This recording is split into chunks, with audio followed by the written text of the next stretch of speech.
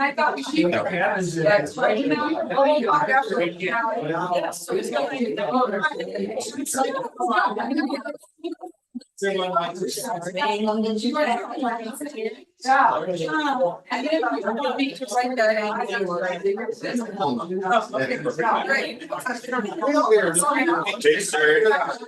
See you in those Photoshop yourself. We're waiting for Hannah. She's on her way. She'll be right over here. And so I know you like to start out. And then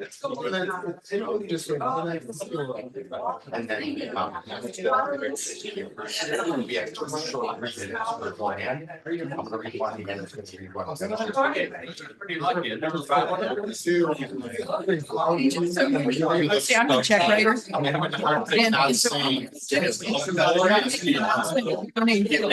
Additional, like, and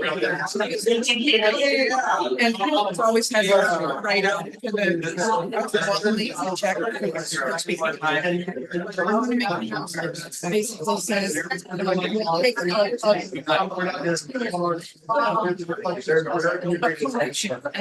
Today, in addition to that check.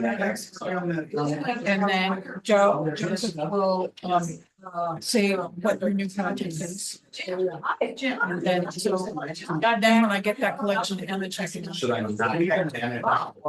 Basically, but I just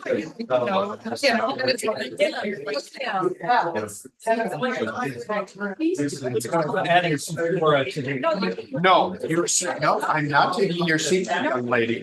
No, no. Yeah. So I'm gonna take this. I'm gonna go up. I'm gonna do the first reading. Then I'm gonna do the second. She'll do the second reading and introduce you. And It took me like I know. 4 times around that loop on the expressway to figure out that I was going in a loop. I took 3 wrong turns on my way getting here, and it's because I was talking. I don't even have an excuse. I was just driving and I like, you know how the county road has. Go do the first reading. Yeah. Then I'm getting it to you, then you're doing the second. Sure. And then I'm gonna ask for just for that first class.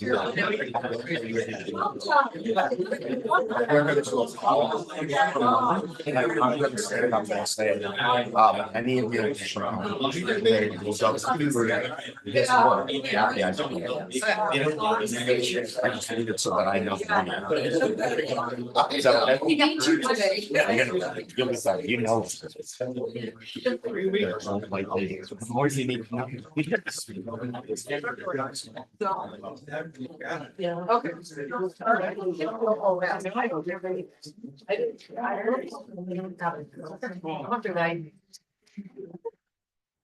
Sorry.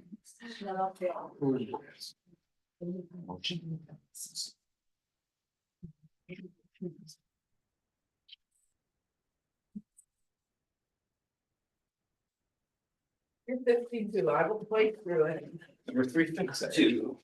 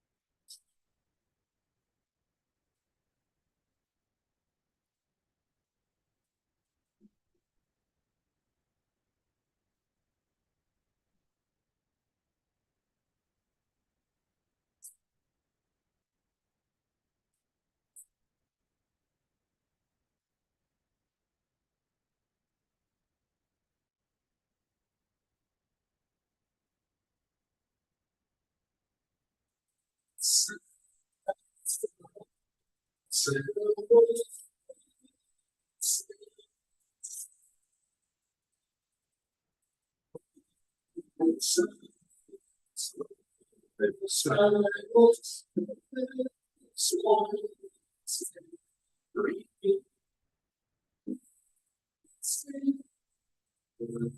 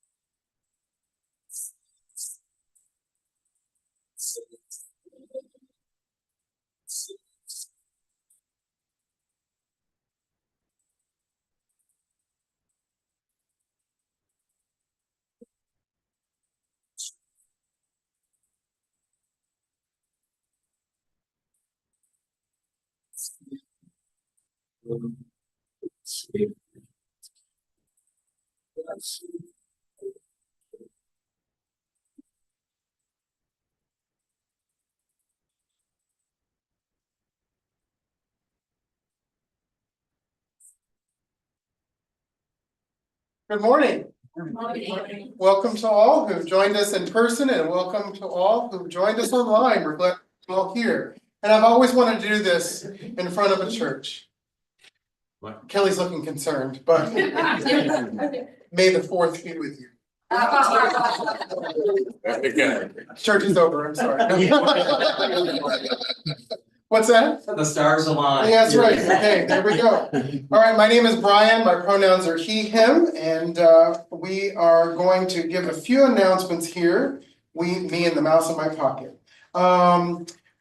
A couple of things we like to do is to make sure that you know we try to keep the service to an hour. Today it may go a little over because we're doing flower communion and then we have wonderful special presentation as well. So if you need to go, we don't hold hostages. And we also ask at the end of the service during the postlude that if you need to mill about, please do quietly, but we'd love for you to stay seated and enjoy the musical presentation at the end of the service. Today we have Hannah Beresanzi and also Kiora Matthews who are going to be presenting, and more on that later. We're really glad that you're here with us.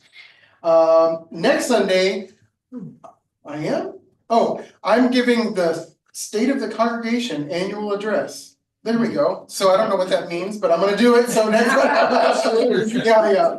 But it's the second to last Sunday of our regular church year. So it's kind of like a way to sort of move us towards the end of the church year. Then the next Sunday, the last Sunday in May that we're gonna be meeting is going to be Music Sunday. So we're excited about that. In the summer, we'll only have one service a month. June 8th, July 13th, and August the 10th. Those are all the second Sundays. And also we are going to be, more details are forthcoming. We're going to be having some sort of gathering for the summer solstice on June the 20th. We're planning on, weather permitting, having it outdoors, but we'll be able to, tell you more about that in a couple of coming Sundays that we have. Two Common Good Interfaith Dialogue events are coming up Monday, May 19th at Burnsville Community Education Center. And Monday, June 30th, there will be a picnic in Cliff Bend Park. See Chuck or Kelly for details about that. The UUA Mid-America region hosted a Zoom call called Accompaniment as an Anecdote to Fascism. And it was recorded. Please see Kelly if you want the link to view it. And those are all the formal announcements that I have. I just want to say also, I would appreciate your meditations, your prayers, or whatever you do.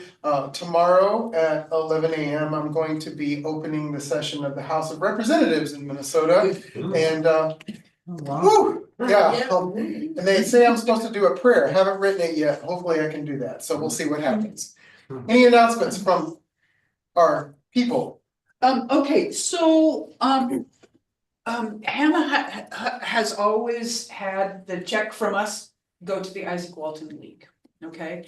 And so I thought maybe today that we could actually have an extra collection. We've done this before in church. And so I'm asking you if you would like to donate to the Isaac Walton, and in a second, you'll explain the special projects that's going on, right? You would put it in the basket right back there, but if it's a regular pledge check to the church, to go in this envelope, okay? And I'll just add that the donations that you make today will go to the project that Hannah and Kiara taught. Thank you. Others, Ron? So Moose Jaws, you'll see over by the treats, they've got some special counseling going on for, I believe it has to do with people who are really having a hard time with all the politics stuff going on. So that's back there. Also by the tree jar is a flyer about learning about climate justice through degrowth. There's gonna be a movie night. And finally, those of you who want to continue the climate revival initiatives over the summer, I've got a little thing you can scan. We're gonna at least keep some documents going over the summer. So thanks. Thank you, Don. We printed a couple of 4 extra copies of the newsletter that came out, and big thanks to Suki and the social media team for putting the newsletter together. It's a new thing, and it's going to be a good thing. And so there are hard copies back there. It's really nice. Others? Oh.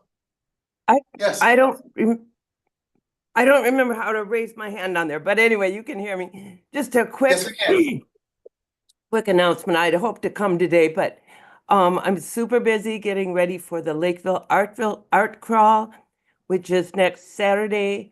I won't have a ton of stuff there because it's just an art crawl, but anyway, Saturday from noon to 5. And I will be located in the old church, the actual Lakeville Art Center. If you are inclined to come and say hello and see a few African pictures. Awesome. Thank you, Holly. Other announcements? Okay, well, I waited till the end to let you know that today for flower communion, because we're doing it as just a ritual during the service rather than as the presentation, we've asked everyone to bring up a flower or a plant who wanted to. So during the service, I'll read a little bit about where the flower communion came from and what it's all about. And then we move the special music. I guess probably should let Kathleen know that. The special music is going to be played during the flower communion, so that if you brought a plant or a flower, feel free at that time to come up and get one and take it with you. So, and you're supposed to get one that you didn't bring, but if you really love the one that you brought. But If that, you did bring one, there's extra. yeah, there's I extra. have extra too. We love extra. All right, with that, what I'd like to do is invite you to take a deep, slow, gentle breath and exhale just as intentionally. Let us try to separate ourselves from the chaos and the busyness of the world and join us in meditating to this musical prelude.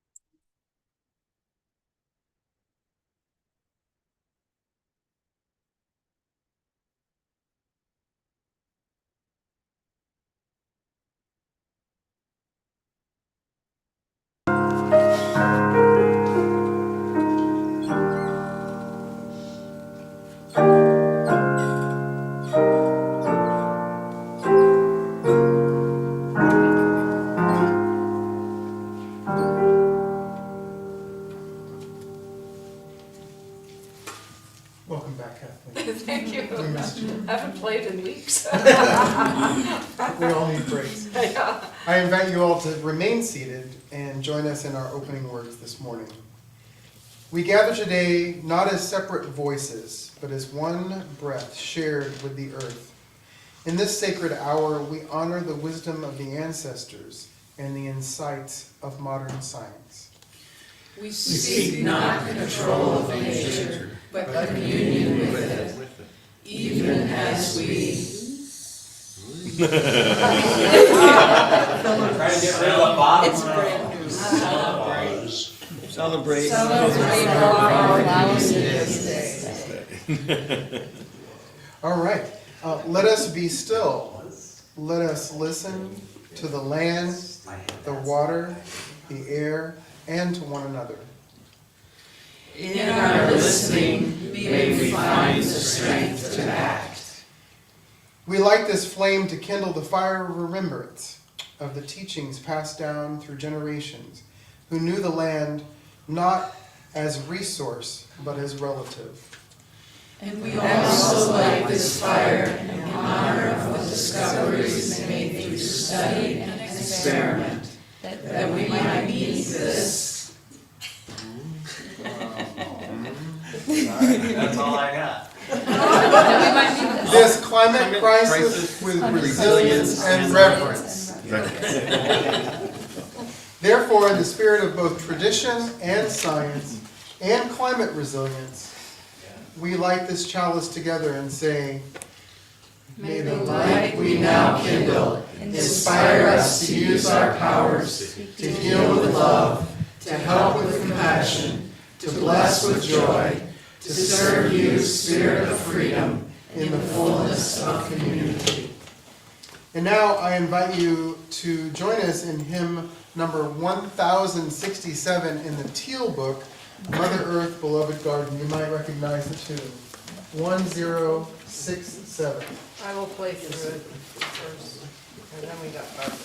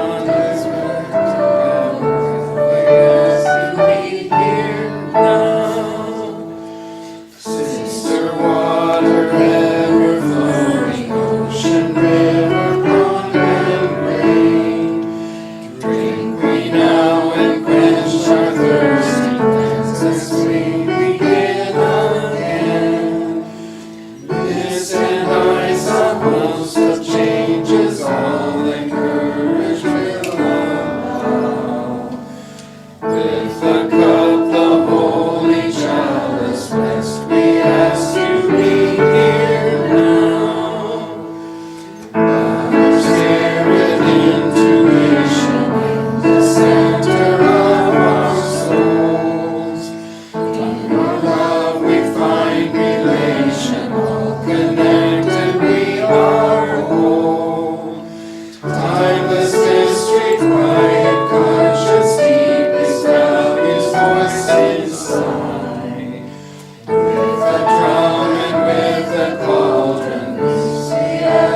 beyond the sky. Please be seated.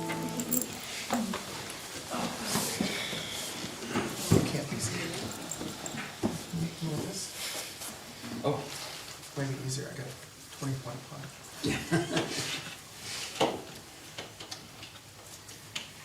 So this is our beloved community moment, adapted from the UUA, with hands that feed us. Today, Dakota Unitarian Universalist Church pauses to honor and commit ourselves to those who labor sustains our lives, the farmers.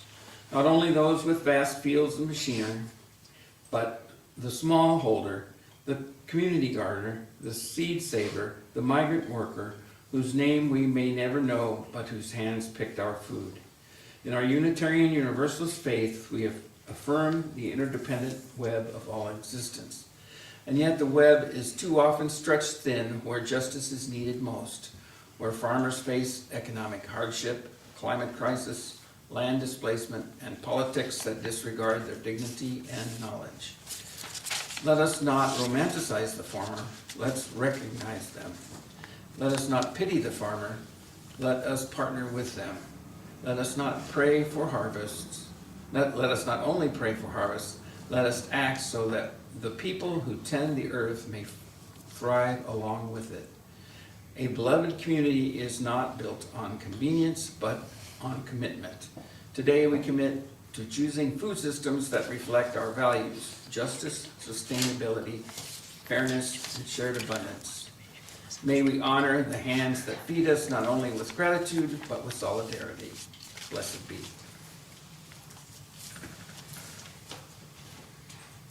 So what we're going to do now is the flower communion part of our service. And so I would like to read to you a few words about that before we embark on our journey. The flower communion service was created by Norbert Kapek, who founded the Unitarian Universalist Church in Czechoslovakia. He introduced this special service so that church on June 4th, he introduced the special service to that church on June 4th, 1923. For some time, he had felt the need for some symbolic ritual that would bind people more closely together. The format had to be one that would not alienate anyone who had forsaken other religious traditions. The traditional Christian communion service with bread and wine was unacceptable to the members of his congregation because of their strong reaction against the Catholic faith.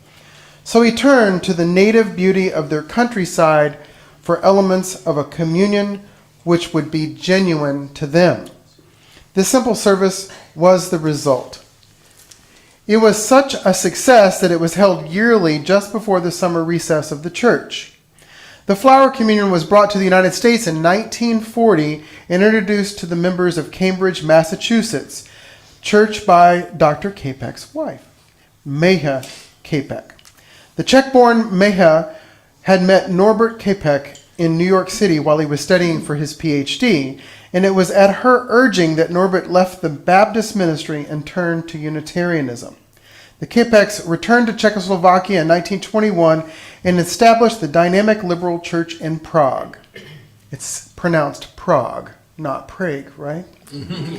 Maha Kapek was ordained in 1926. It was during her tour of the United States that Meha introduced the flower communion, which had been developed in the Prague church at the Unitarian Church in Cambridge. Unfortunately, Maha was unable to return to Prague due to the outbreak of World War II, and it was not until the war was over that Norbert Kapek's death in a Nazi concentration camp was revealed. From the beginning of this service has spread to many of our Unitarian Universalist congregations and has been adapted along the way.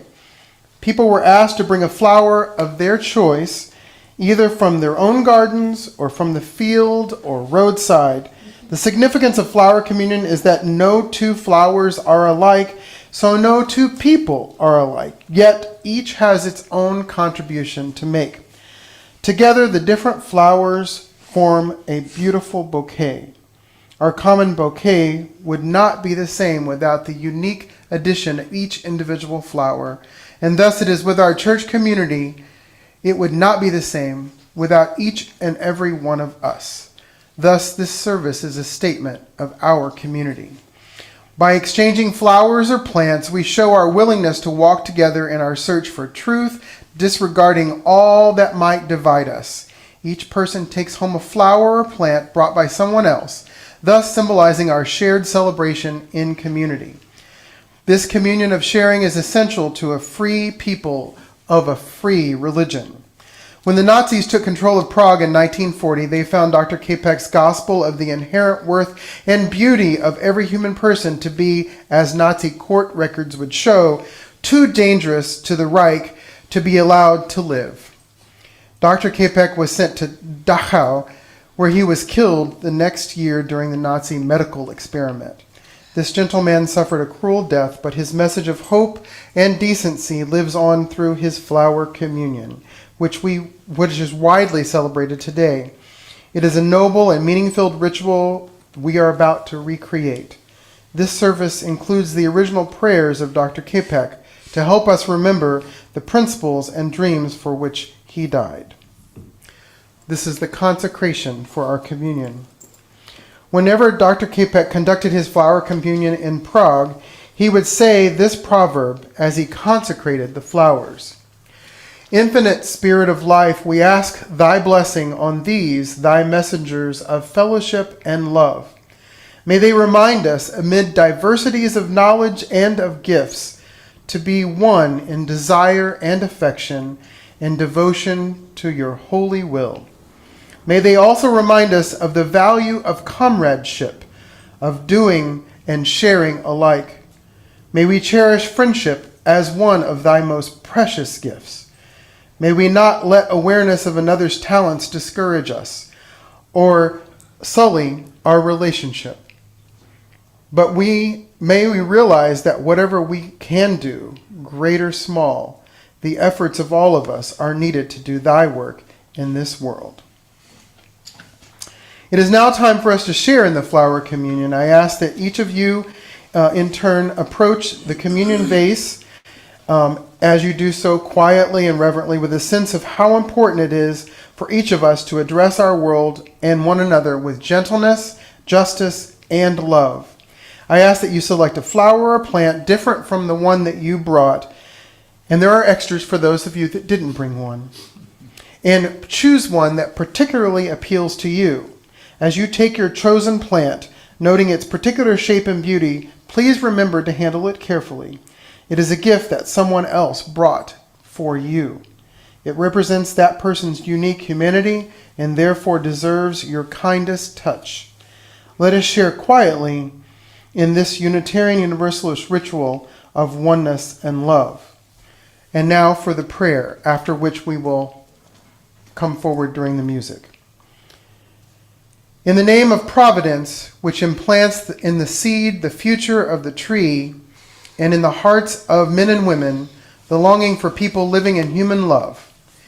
In the name of the highest in whom we move and who makes the mother and father, the brother, sister, sibling, what they are, in the name of sages and great religious leaders who sacrifice their lives to hasten the coming of peace and justice, let us renew our resolution sincerely to be siblings, regardless of any kind of bar which estranges us from one another. In this holy resolution, may we be strengthened, knowing that we are part of God's family, that one Spirit, the one Spirit of love, unites us, and may we endeavor for a more perfect and more joyful life together. Amen.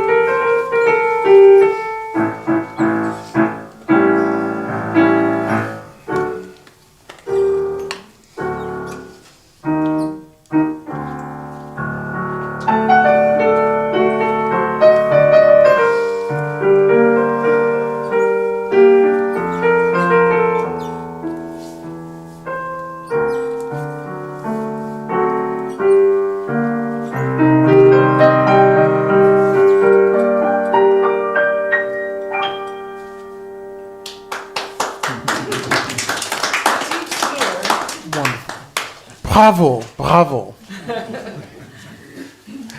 This is the time during our service when we ask you, if you feel moved to do so, to come forward and light a candle and share a joy or concern, or simply light a candle in silence. And if anyone online would like a candle lit, please chime in and Chuck will light one on your behalf. And at the end, I'll light a final candle for all of the joys and concerns that remain unspoken.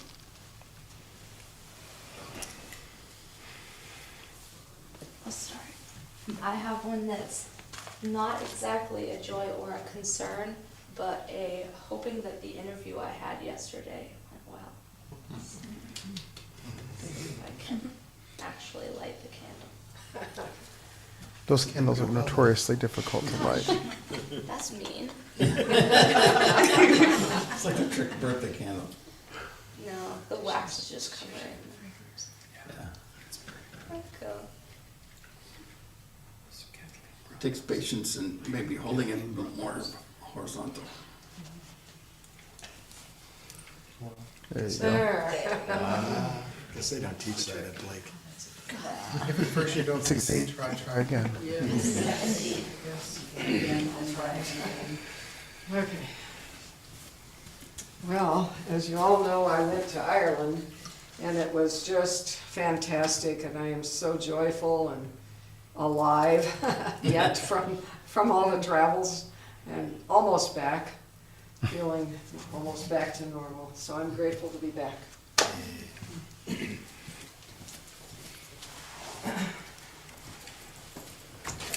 Two joys and concerns. Both of them are a joy and a concern. Our dog just got spayed, so that's why my wife and daughter are not here. They're home with her, making sure she is safe. So that's a good thing and a bad thing. And then we have our pool stuff all sitting in my garage. We got a new filter, new heater, and a new pump. So that's, yay, we have it. Now I have to put it all. There's a couple afternoons that I'm going to be just sitting there plumbing.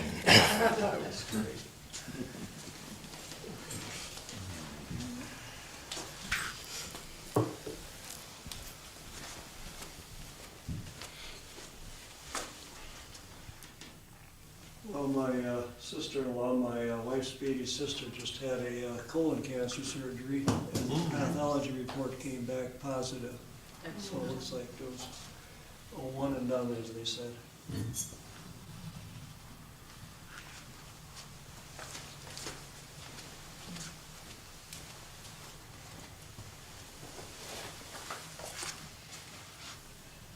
This is in gratitude for my youngest, whose birthday it is today.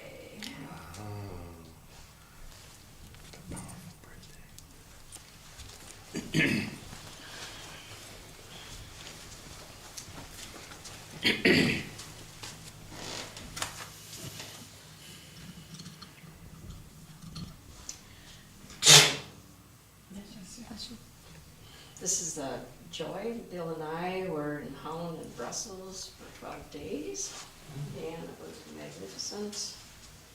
And but we had the European transportation strike to deal with.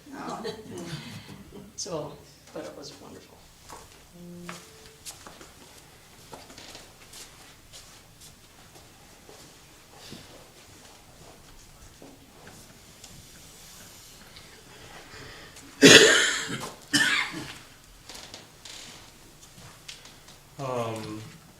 Brian and I have a dear friend, Holly, who's the reason we get all of our organic feed at her feed store. And she just recently lost her daughter unexpectedly. So.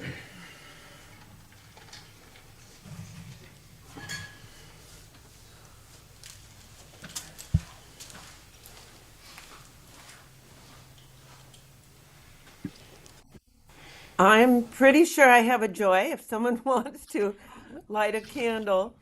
I think I see Megan there in the back row. She was one of a number of people who had started asking me about Greenie, and I was trying to figure out how do I tell everybody that he's no longer with us, because he was not I hadn't seen him since the mid-August last year. So I kind of figured over the winter that he was gone, and you all know how old he was. And so before I responded to her, I thought, well, I just have to figure out how to tell people I've got all these other animals around and lots of other fish and everything's great. And I went down to the dock, and here was this fish that looked an awful lot like Greenie. And he looked at me the way Greenie looked at me, and he started chasing the other fish away the way he always did. And I put my hand in, and he came and gave my finger a little kiss. And his belly fins were looking like his orange belly fins. And then I petted him, and he was perfectly still as I petted him. So I am 90% sure that Greenie is back. I just thought, oh, I shouldn't announce it because I don't know, for sure. But so it's either a great, great surprise and joy that he's back, or if not, it's a great joy that other fish are also friendly with me.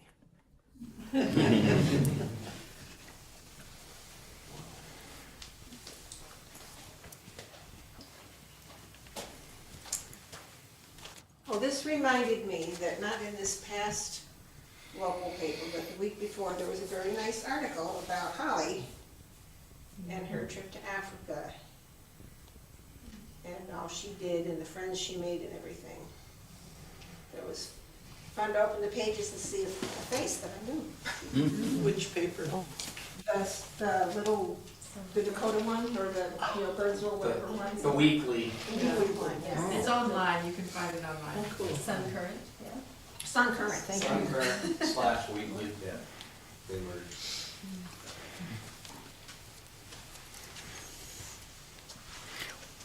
I'll first light a candle of thanksgiving for what a wonderful gathering yesterday at our farm, and just new friends that joined us that haven't been there before. And it was just an awesome, beautiful day. And as I said then, the old gods and the new were with us with this weather that we had. So it was absolutely beautiful, and it's great to be together. And then also, I will light a final candle for all the joys and concerns that remain unspoken. May we know that whatever befalls us in life, we are held in the loving embrace of this community. And now we say, for all joys and concerns, both spoken and unspoken, we hold you in our hearts. Without further ado, I turn the service over to Hannah and Kiora. Or first Joseph, sorry. I'm going to do the first reading. We have two readings, so thank you all for being here. I'm really proud of these two, and it is a fantastic opportunity that you give to the youth of the Green Crew to each year come and share with you. And Hannah's kind of passing that to somebody else this time, and we really appreciate your openness to that. Hannah was understating her interview a little bit, that her and Kiora spent all day yesterday with reporter and a photojournalist from the New York Times, who are looking at doing a significant article about their work. So my reading is from Braiding Sweetgrass by Robin Wall Kimmerer, who is a botanist, a poet, a member of the Potawatomi Nation, and the author of a book many of us know, Braiding Sweetgrass. The earth does not ask us to be perfect. She asks us to be in relationship. She asks us to learn her ways, to offer our gifts, and receive hers with gratitude. Every breath is a covenant. We give our breaths to the trees, and they give it back to us. What would it mean to live as if we truly belonged to the earth?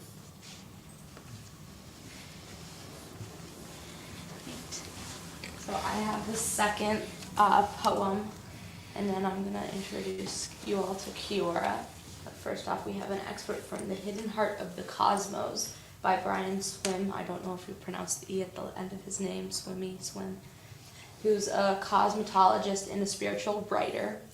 and it says, "We are born of Earth's yearning for self-awareness. We are the voice through which the hills speak, the eyes through which the oceans see, the ears through which the wind listens. To care for Earth is to care for our deepest being. What we do to the Earth, we do to ourselves." And then, good morning, everybody. For the past 2 years, I've had the honor of standing here and sharing reflections about my journey with the Green Crew. First about my tree planting project, and then about climate restoration last year. And today, I'm excited to do something that is so important to the Green Crew, which is lifting up the voices of other people. So I'm excited to introduce you to another powerful young voice rising from the Green Crew and speaking for the environment. Kiora Matthews is a remarkable leader. She brings the richness of her African American and Indigenous heritage into her work, honoring traditions of stewardship and community. She is a dedicated summer counselor for Green Summer, guiding younger youth in conservation service. Today, she serves as a Climate Resilience Fellow, helping lead the launch of new Green Crews in Mankato, the East Metro, and Bemidji, and inspiring a new generation to rise and care for the Earth. But beyond her titles and accomplishments, Kiora is simply one of the kindest, most authentically generous people you will ever meet. She leads not with her ego, but her heart, with a spirit of service rooted in hope. Please join me in welcoming our speaker today, my friend and fellow Green Crew leader, Kiora Matthews.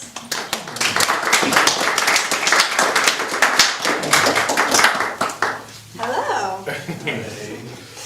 So I'm going to read a homily that I wrote for you guys. It's like 5-6 minutes. So before we talk about the wisdom that lives in plants, in fire, in rivers, I want to ask you something deeper than any fact or textbook could ever reach. What covenant do we have with Mother Earth?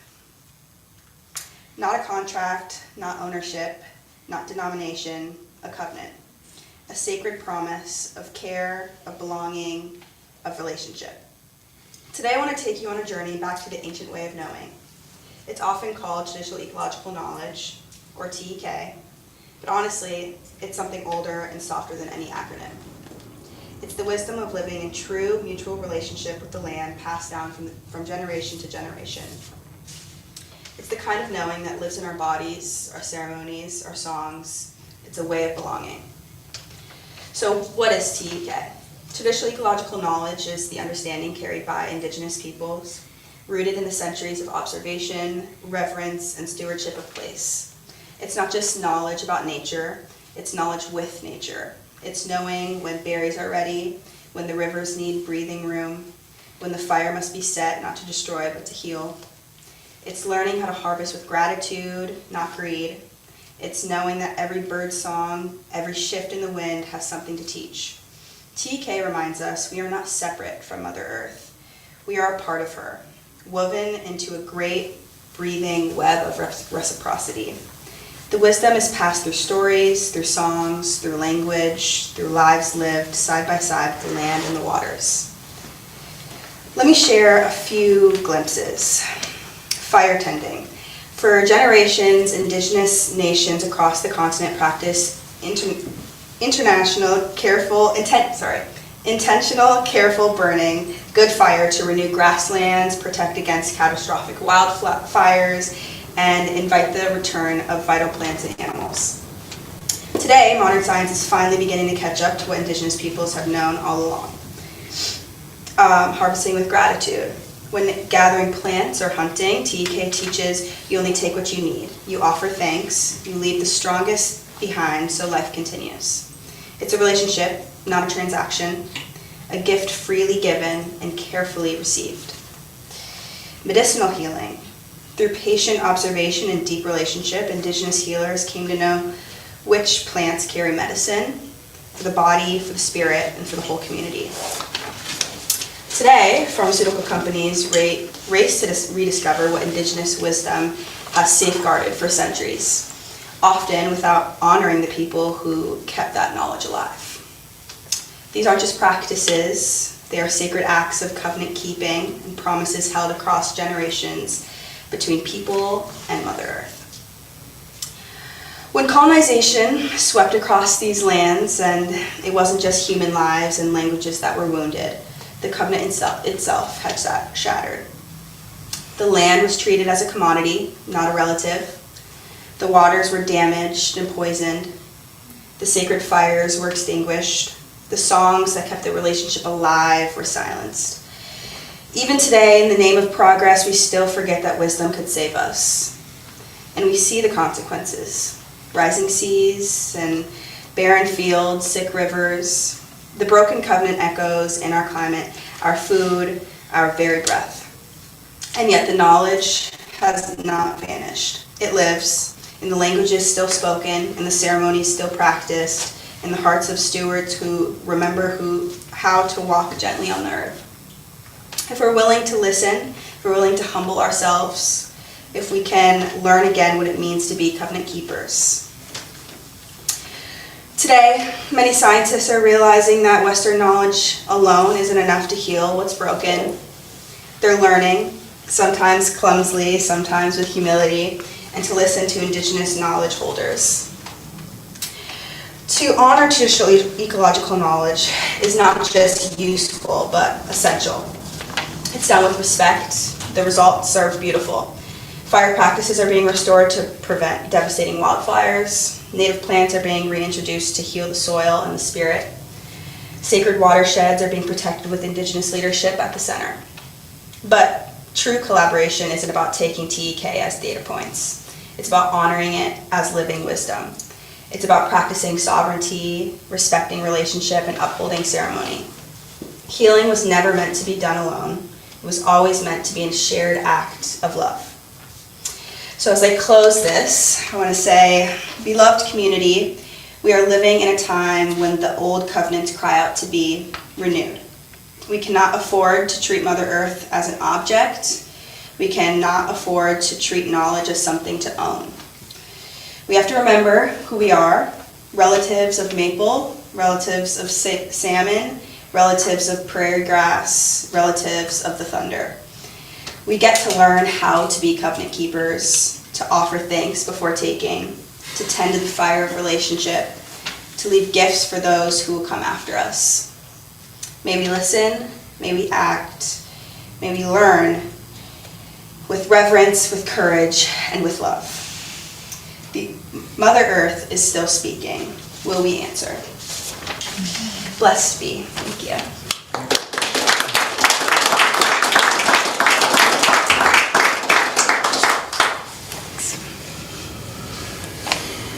So what I'd like to do is now open up for reflection from the congregation. Questions, additions, all kinds of things, as long as you two would be able to. Yeah, of course, me and Kiora can take questions together. Yeah.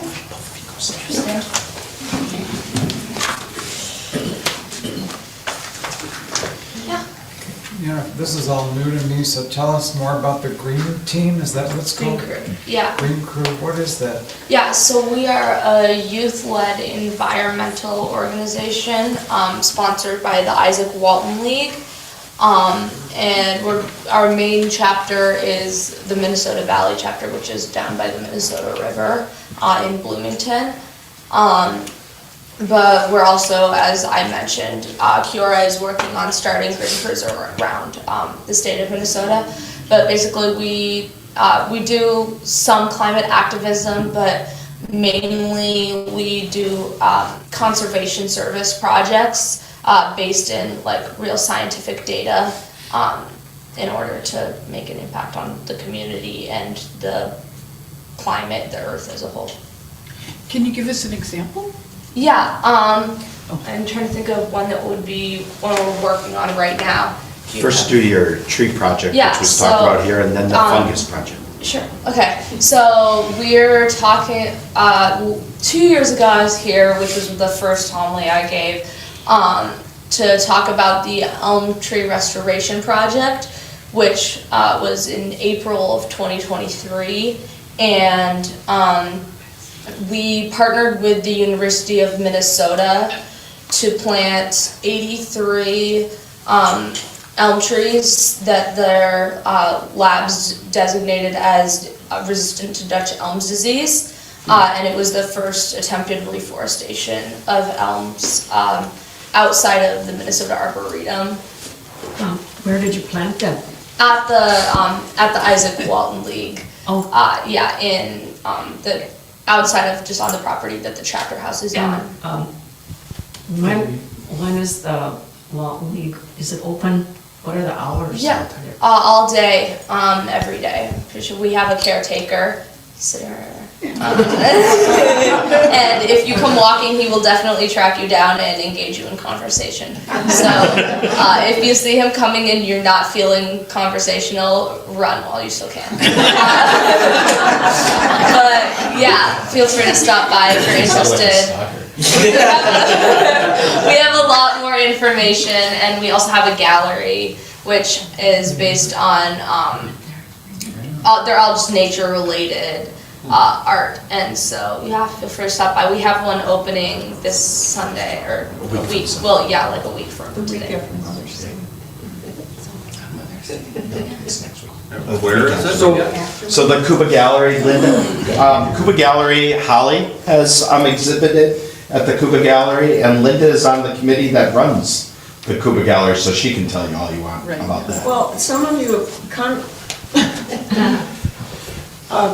have come to the shows that we've had there, and every few weeks I mention a gallery opening on Sunday, and this is the place, and I hope you come and visit. And those of you that did come and see my show there last year, that's the place we're talking about. So it's really a beautiful sight, and it's a great place to walk and just be out in nature and see the art.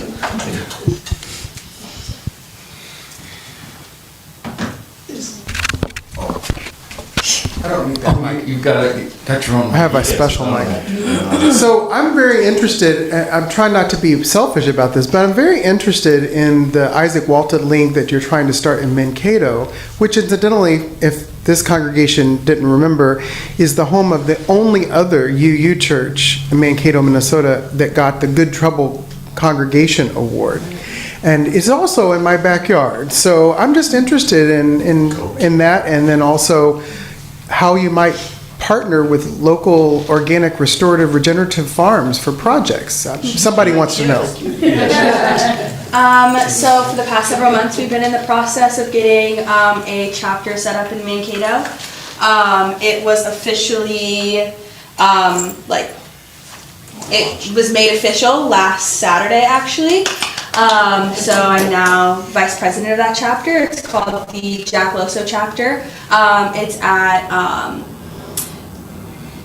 It's down in Mankato. It's operates out of a nature center called the Williams Nature Center. And kind of the goal of that, as we've just been working on it for a week now, officially. The goal with that chapter is to get a green crew started, which was one of our main purposes, and getting that chapter up and going in the first place. Beyond that, we are starting a habitat restoration project that will be happening down there in June. But we're all kind of, as board members, we're still in communication and conversation about what other projects we want to do down there and what is to come. But yeah. Thank you. Is your green crew, I don't, Please use it. no. People can hear online, I hear you. Okay. Is your group national? The green? The goal is to be national someday, but currently we're just out of Minnesota. But we have had a lot of people express interest on a national level. It's very hard to logistically set it up at this point in time. So we're hoping that if we can get these chapters across the state launched, we can have a better template for launching on a national level. I will also say there, as far as I know, there are 2 groups that are inspired by the Green Crew that are in 2 other different states that aren't in Minnesota, but they're not technically Green Crew. They kind of took inspiration from what they've heard when they presented the Green Crew at the national convention. But yeah. Thank you. Mm-hmm. How many members are in your group? We have, so in our existing group, Out of Bloomington, we have 50 members, but I don't know how many we have across the other 3 locations that have expressed interest / are already involved. And the other 3 sprouting locations, Mankato, Bemidji, and our East Metro area, which is kind of like Lake Elmo, Woodbury area. We are still in the process of recruiting students and getting people involved in those programs as they're just starting. It's also helpful. We've been really focused on making sure that we have a lot of adult mentors and a good foundation to get started in that. Thank you so much.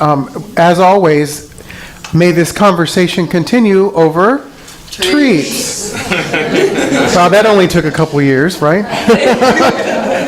Thank you so much. Another round of applause for our presenters. We appreciate that.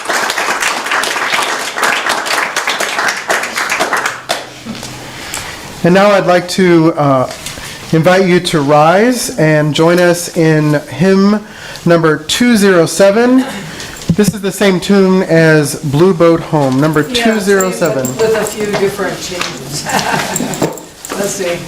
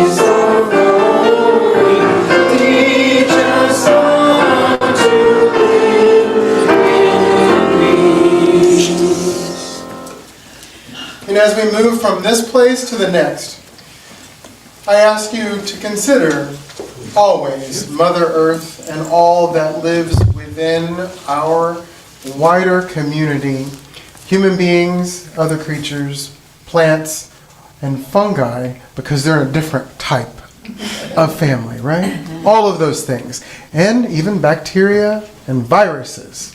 And as we move forward, we understand that the balance is so very important. And all of these are relative, not resource. Go in peace. And now I invite you to enjoy our postlude.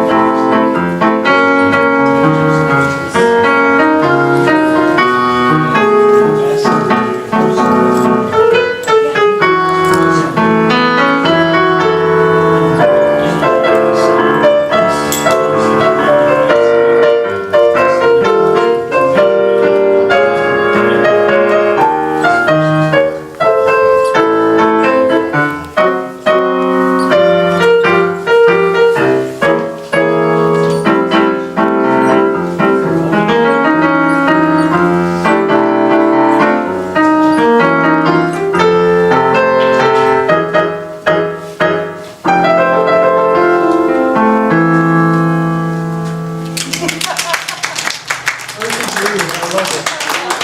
Please join us for treats.